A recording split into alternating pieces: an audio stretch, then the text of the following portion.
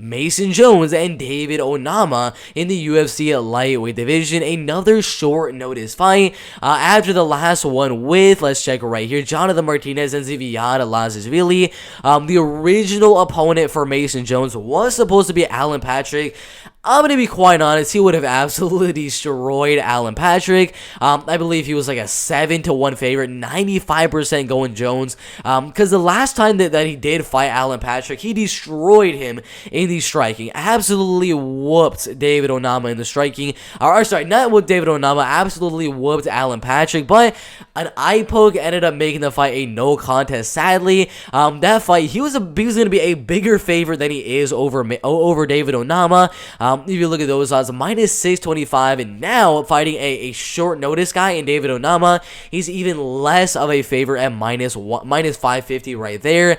I am going to go Mason Jones to win over David Onama. The striking is going to be very, very even. The height and the reach is very even. Dave is going to be a little bit taller. I'm assuming a little bit lengthier. He's got really, really solid power in his hands. 8 wins and 0 losses. A lot of knockouts.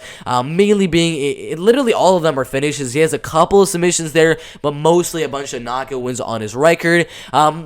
And David Onama is going to win. It's going to be in the striking. It's probably going to be in that first or second round when he actually has the cardio to land those shots. Because Mason Jones, the amount of volume that he puts out there in the striking is going to be a lot more than David Onama. David might have the power advantage, but Mason Jones has the volume advantage on the feet, and he's got the wrestling and grappling. Training with guys like Uriah Faber, like Andre Fili, like Clay Guida, like all of those guys that are over there at Team Alpha Male, he's going to have a lot of good training partners in the wrestling and grappling game, which is another thing he can definitely use against a David Onama, who's mainly a striker. Go out there, Mason Jones, and put on a lot of volume. Once you feel David's trying to land those big shots, after he throws those big ones, go down for the takedown and just try to out-grapple David Onama. You got the better wrestling, you got the better grappling, and the ground and pound. I think Mason Jones, if he can stay away from the power of David Onama, out-volume David Onama on the feet, which he definitely will, mixing the takedowns, mixing some grappling and a little bit of ground and pound, I do think that Mason Jones will win the fight,